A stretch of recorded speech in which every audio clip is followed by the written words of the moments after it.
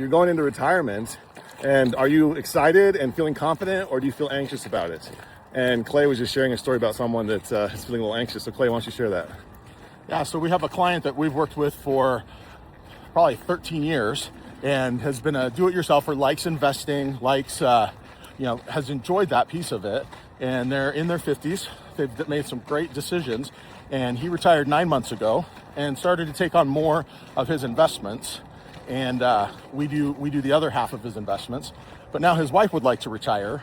And he reached out to us and said, hey, you know what? I just realized that as we do this, he goes, every time I look at my investments and start to think about creating income and how to manage that over the course of the next 30 or 40 years, it makes me anxious. It makes me feel, unsettled a little bit with that responsibility. And I don't want to feel that way in retirement. So I would like to talk to you guys about moving the rest of my investments over, that instead of doing it myself, have you guys help create that income, because I know that's what you do, and I want to feel better in retirement.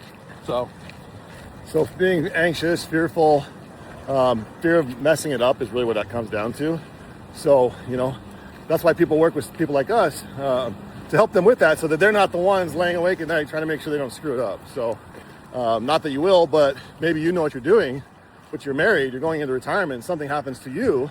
Does your spouse have a clue about how to do any of that stuff? And are we setting someone up for maybe having a much more extreme experience upon a death?